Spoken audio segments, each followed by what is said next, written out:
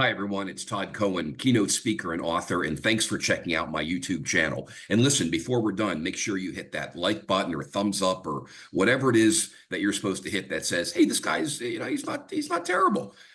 What I want to talk to you about is something that makes great sales happen because good speakers get more.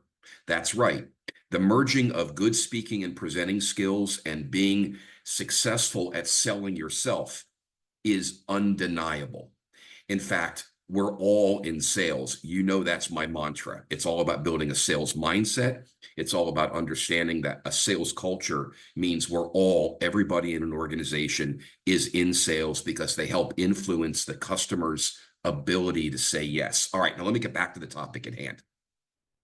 I'm asked all the time, hey, Todd, how do I become a good speaker? How do I do this? And how do I be more confident? Well, there's no one answer to this. And I actually do a 2-day speaking skills masterclass, which answers a lot of this. It's a lot of fun. And yes, that is a pitch for my workshop. And let me give you a few quick tips right now.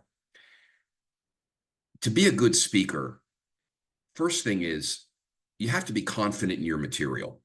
In other words, if you have an attack of what I call imposter syndrome, and I didn't name it that, it's a well-documented thing that's been around for a very long time. And imposter syndrome simply means, why would somebody listen to me? Or why would this room of people care about me? I mean, I'm being very general in how I describe it.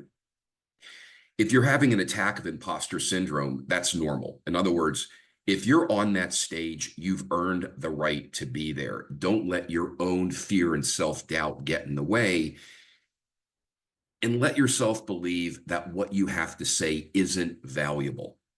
If you're on that stage, if you're making that sales presentation, if you're in front of people, it's because you've earned the right to be there.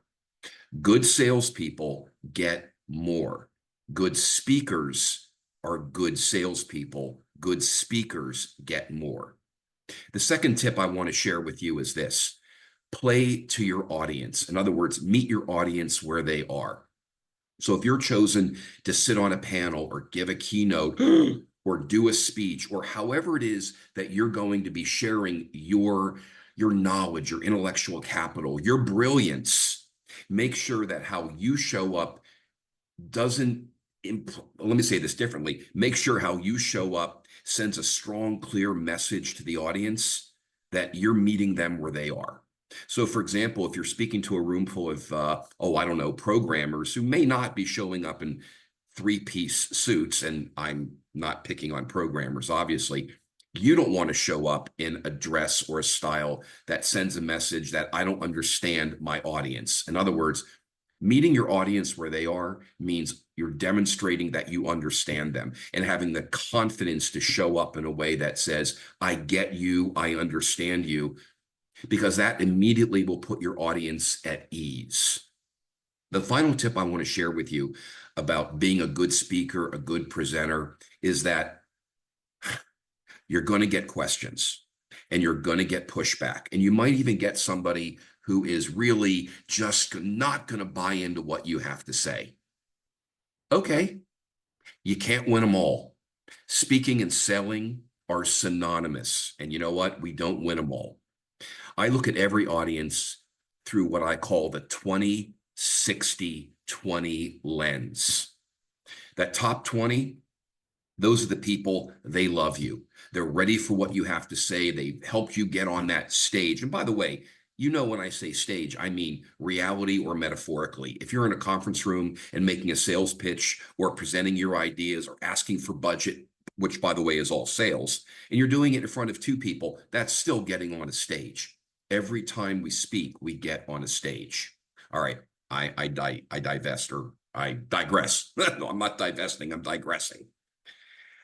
Let's say you get some pushback. So that top 20, those people love you. They're your friends, they're your allies. Well, maybe not friends like, hey, let's go have a drink.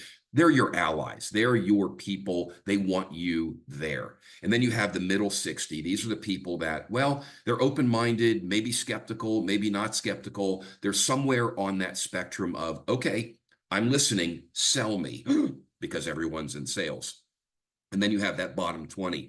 And you know who those people are? No matter what you do, no matter how right you are, no matter how you show up, no matter how inspiring and motivating you are, they ain't gonna like you. And that's okay. You can't get them all. Now, 20-60-20 is really, it's like a bell curve, right? It's an approximation. Hey, listen, you may get, 30 and 30 and 35. No, that's not good math, but listen, I'm not an accountant for a reason. I'm not good at math. Well, I'm not terrible. Anyhow, you get my point. 20-60-20 is an average. It could be different in each category. Good speakers get more. Don't let the fear of what people are thinking get in your way of delivering something that you're passionate about, that you believe in, and that you know what you're saying is right. You see, that's what good speakers do. We have a belief, we have a passion, and we want to share that. And like a good sales campaign, you're not going to close 100% of your audience, but 80 is pretty good. Even 60 is pretty good. And at the end of your speech, the end of your presentation, before you jump off that stage, metaphorical or not, make sure you do one thing. Here's the final step.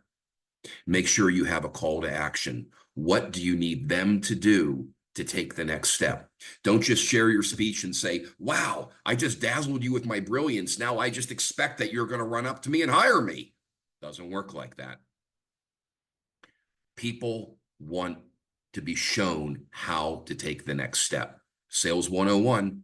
Oh, I already said that, didn't I? Speaking is selling. Hey, I'm Todd Cohen. Everyone's in sales. And hit the like button, hit the subscribe button, whatever button you want to hit that says, hey, I like this. And stay tuned to my YouTube channel, and we'll be back with more. Take care. Okay, where's the off button?